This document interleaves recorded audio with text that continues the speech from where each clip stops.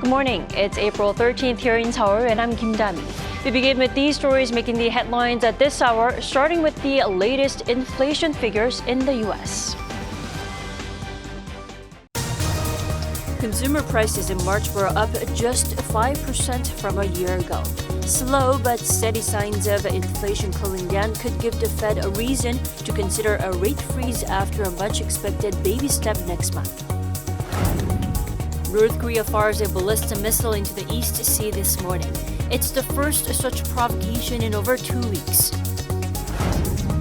Yellow dust from China continues to flow into South Korea, keeping the air quality at a very bad level nationwide throughout the day today. Our top story this morning, North Korea fired a ballistic missile this morning toward the East Sea.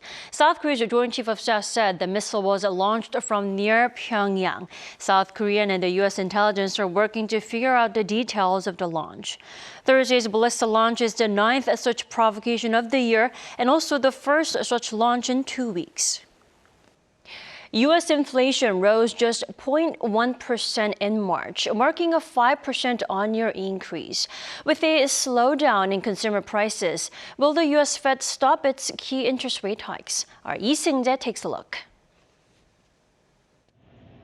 According to the U.S. Labor Department, on Wednesday, the U.S. Consumer Price Index rose just 0.1% in March, up 5% from a year ago. The latest data marked a lower figure compared to Dow Jones's estimates of 0.2% and 5.1% respectively. However, core CPI, which excludes food and energy, rose 0.4% on month and 5.6% year on year. While the latest data shows that inflation is still far from a figure the U.S. Central Bank feels comfortable with, it's a sign that consumer prices are slowing down. But is this a signal that the U.S. Fed will start freezing its rate hikes? Minutes from the March meeting of the Federal Open Market Committee showed that despite indications that the U.S. could suffer from a mild recession in the second half of the year, it still decided to raise its rates, albeit by just 25 basis points. Some FOMC members cited the collapse of Silicon Valley Bank and the impact of the overall banking sector as the source of the mild recession to come. In fact, several Fed officials considered a rate pause in March, according to the latest minutes. While the current inflation levels are far from the target of 2%, many economists now predict the U.S. Central Bank will begin slowing down its rate hikes and potentially even freeze rates during the next policy meeting in May. With the minutes indicating that a potential U.S. recession will take 2 years to recover from, some experts expect rate cuts to happen earlier than expected, despite U.S. Fed Chair Jerome Powell previously stressing that no rate cuts will happen until after 2023.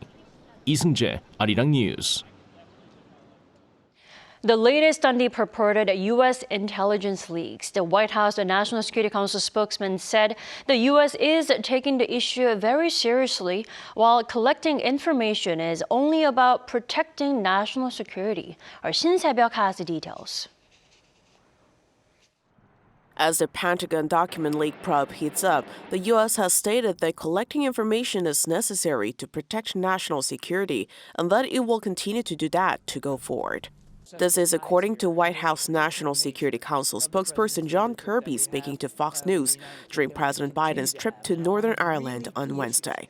Kirby also emphasized that the U.S. is treating the leaks very seriously as it represents a breach in Washington's ability to protect sensitive information. He also noted that the U.S. is actively engaging with its allies and partners to provide them with more information about the issue. The leaked classified Pentagon documents suggested that the U.S. most likely spied on South Korea as it included sensitive conversations between top South Korean security officials. But South Korean Foreign Minister Park Jin on Wednesday dismissed the content of the documents, saying much of it is fabricated. Later the same day, during a National Assembly Foreign Affairs Committee session, he added that the U.S. had expressed its willingness to fully cooperate with South Korea, saying the two allies are taking the issue seriously.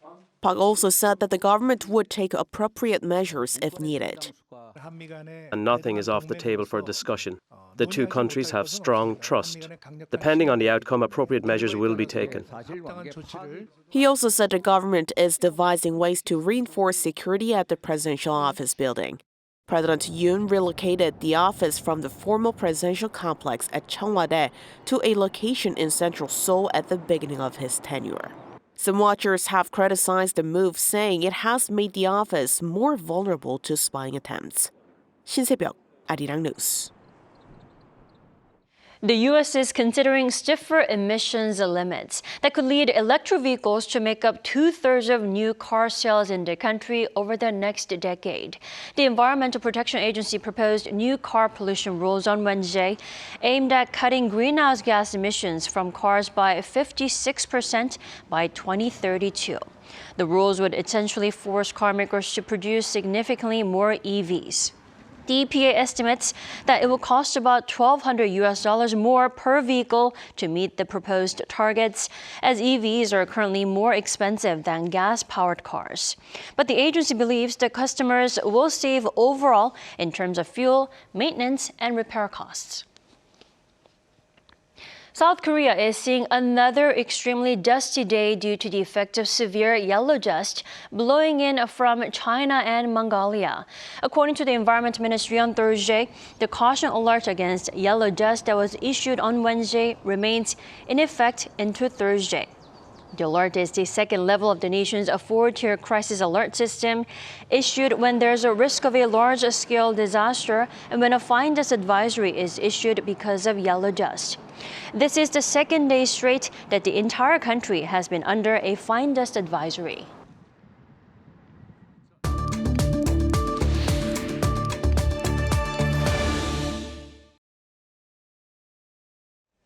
Donald Trump last week was indicted on 34 felony counts, including paying hush money to a porn star during the 2016 presidential election. He pleaded not guilty to all those charges. So what lies ahead for the former U.S. president?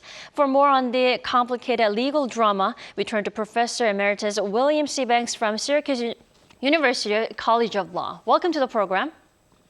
It's nice to be with you. Thank you. Thanks for joining us. Now, the events underlying the charges against Trump took place nearly 7 years ago. Why did it take that much time for him to be indicted? Actually, the investigation did begin almost that many years ago, but there was a different district attorney in the office in New York at that time, and he ultimately determined that they lacked sufficient evidence to obtain a conviction. So decided in the end not to bring a case, but there was an election for a new district attorney, and the new district attorney decided to take another look at the matter, convene a new grand jury, and this time the grand jury chose to make an indictment. So it took a long time, but the result is pretty clear. Right. It could have taken longer, I assume, but Trump faced a court in Manhattan last week. As widely expected, he insisted on his innocence. Professor, what will happen next now? I mean, how likely is it that he will end up in jail? I think that in the end, it's highly unlikely that the former president will end up in jail, but this is in what we call, and what I'm sure you in South Korea call, a white-collar crime case. They happen every day. What happens next is discovery. That is, the lawyers for Mr. Trump and the lawyers for the city of New York will begin to investigate, to learn what each side has, what arguments they're planning to make. Motions will be made by Mr. Trump, I'm sure, to dismiss the charges and then to narrow them in some respects. Often in these kinds of cases that do not involve a former president, some kind of settlement is reached that would allow the parties to come to terms before trial. It's unclear whether that would happen in this case because, of course, I think Mr. Trump at this time is benefiting from the political exposure that having been indicted is providing to him. Right. And also at the same time, this whole legal battle comes at such a busy time for Trump as he looks to run for another presidency. Professor, the question is, can the man still run for president? Will this drama be a barrier against his political ambitions? Yes, it's certainly not a barrier in a legal sense. There's no provision in law, in the Constitution or otherwise, that stands in the way of someone who's been charged with a crime from running for president, or for that matter, for being elected president. And as I said a moment ago, I think at this moment, the former president is benefiting from the additional exposure that having been indicted is providing to his presidential campaign. That benefit, I think, will wear off. It may wear off very quickly. And as you probably know, and many of your viewers know, the former president is under investigation in another state in the United States, Georgia, and investigation by federal prosecutors. So his legal troubles in a criminal sense are certainly not over. Right. Lots of things on his table at the moment. Now, a leader's indictment is nothing new here in South Korea, but it is in American history, right? Trump becoming the first current or former U.S. president to be charged with the crime. Now, how significant is this unprecedented situation? I think it's quite significant, and it's important for you to point it out that this has never happened in the history of the United States. I think many of us view this as a unique situation that's highly unlikely to recur. As president, Donald Trump was a very unique individual in the presidency. He largely chose not to abide by the traditional norms of the presidency, maybe not even the laws that bind the president. So I think we may be looking at a one-off here, something that's not likely to repeat itself. But many of us are concerned that if former President Trump runs again, and if he's the nominee for the Republican Party again, that we could be confronted by some of the same issues that we had in 2020 and again in the years during his presidency. So it's a fraught time. I'd say it's a time that we all need to pay careful attention to these developments. Right. Took 7 years and maybe more to come. That's right. All right. Thank you so much for your insight and joining us all the way from Texas this morning, Professor Banks. Thank you. Good to be here.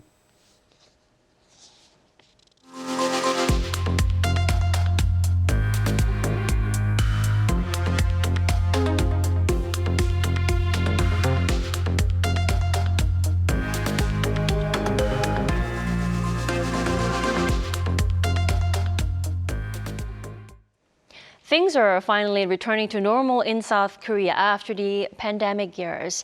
And the same goes for Incheon International Airport, welcoming back travelers from all around the world. Our Choi Soo-hyung has more. After a long and challenging 3 years due to the COVID-19 pandemic, Incheon International Airport is now gradually regaining its vitality. With many restrictions for overseas travelers lifted, the airport has resumed 24-hour operations. Travelers are now able to use the airport freely without wearing masks, and their faces are full of expectation for their trips. Trip to Korea, yes, it's a nice trip. Yes, people are good looking, and the food is delicious. To cope with the increasing number of visitors, transportation services such as airport buses and taxis for foreign travelers have also returned to operating as normal. According to airport officials, the number of airport bus users in Seoul is 17 times higher than last year. In February alone, over 340,000 people used the airport buses, and there are plans for additional bus routes as the number of passengers continues to surge. Travelers from South Korea's neighbor Japan have been a recent surge after visa restrictions were lifted toward the end of last year. So this is our first time after the COVID-19 ended, so we are very excited about traveling over here, and we're going to stay almost 5 days, so we're kind of looking forward to our stays in Korea. Love Korea! 좋아요! With China increasing international flights from late March, even more travelers could pass through Incheon International Airport in the coming months. Choi Soo-hyung, Arirang News. BTS has become the first non-Japanese act to surpass 700 million streams in Japan with their 2020 mega-hit single Dynamite. According to Big Hit Music in a press release on Wednesday, the song reached the milestone figure in the latest weekly streaming chart compiled by Arirang. The song Dynamite has also become just the second song ever in the country to reach the latest milestone. Dynamite was released in August 2020 and became the first foreign song to earn a diamond certification from the Recording Industry Association of Japan in February 2022, after surpassing 500 million streams at that time.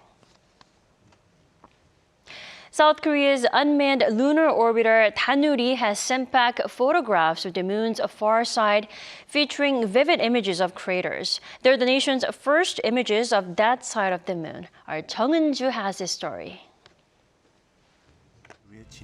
South Korea's first unmanned lunar orbiter, the Danuri, has sent photos of the moon's far side. The high-definition images were taken during its current mission and were released on Wednesday by the Ministry of Science and ICT and the Korea Aerospace Research Institute.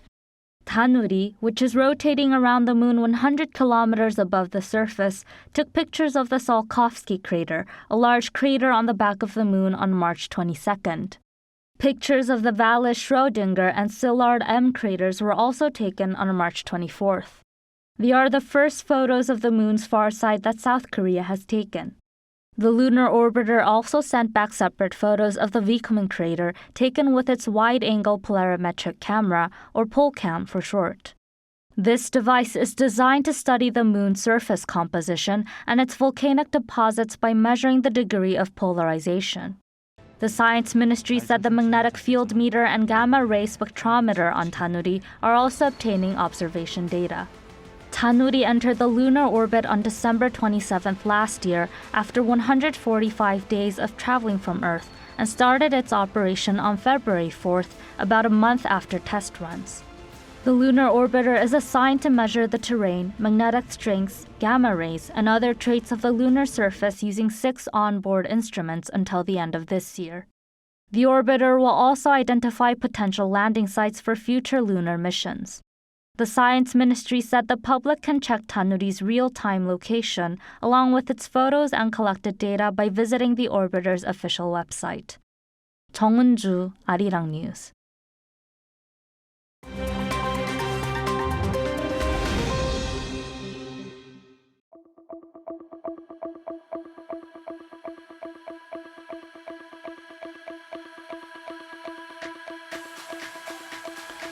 Good morning, I'm Matthew Ashley, and we now turn over to stories from around the world. We begin in Ecuador, where authorities are on the hunt for around 30 gang members believed to be responsible for the deaths of 9 port workers. According to authorities, the victims were attacked on Tuesday local time while working at the fishing port in the city of Esmeraldas. They were gunned down by heavily armed gang members who arrived by land and sea.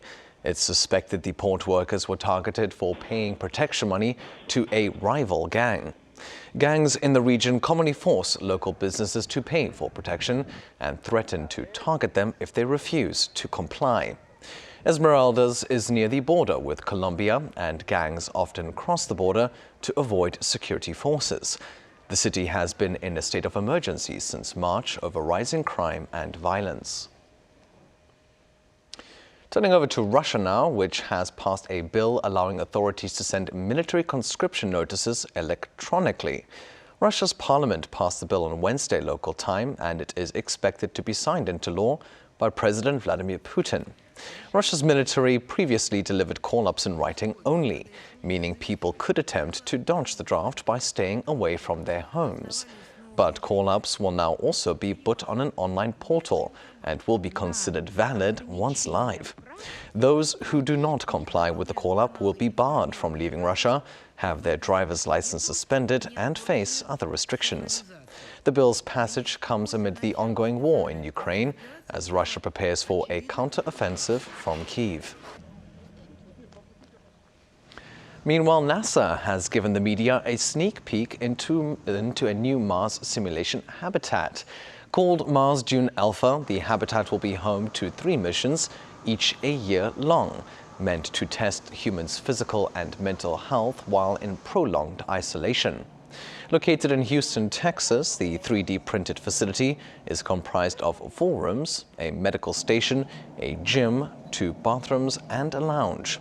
It also has an outdoor section that is meant to simulate expedition missions on the Red Planet using a special treadmill. The first experiment is slated to start in June this year. With 4 volunteers, NASA is in the process of selecting the final candidates. And finally, New York City on Wednesday announced the appointment of its first ever rat czar. Kathleen Corradi was tapped as the city's director of rodent mitigation. She will be responsible for exterminating New York's rats and will coordinate with departments of health and mental hygiene, parks and recreation, and sanitation. Her goal is to find new ways of cutting off food sources for rats and to find rat populations using new technology. The city also announced that it would spend $3.5 million to create a rat exclusion zone in the city's north. The money will be used to increase inspections, invest in bait and trap equipment, and to harden floors to prevent rat burrowing in public housing. The rodents pose a public health risk as they can contaminate food and spread diseases.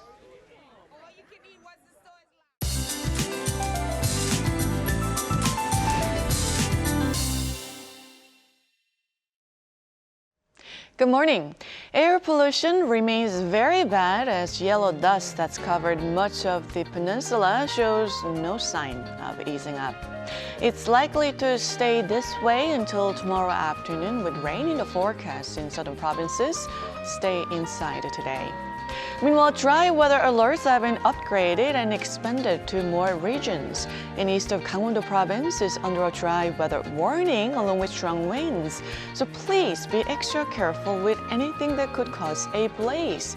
Fire safety is more crucial than ever. Inland areas are starting off the day below 5 degrees Celsius, but highs will spike into the 20s in most regions, going forward to 5 degrees higher than yesterday. So Seoul sees a high of 20 degrees Celsius, Daegu, Gwangju topping out at 24 degrees. While temperature differences between lows and highs can be as wide as 15 degrees, so it looks like a rough day for younger kids and senior citizens. Take good care of yourselves. Rain starts from Jeju tomorrow morning, spreading to southern regions by the afternoon. That much-needed nationwide rain is in the forecast on Saturday. That's Korea for you, and here's a look at the international weather conditions.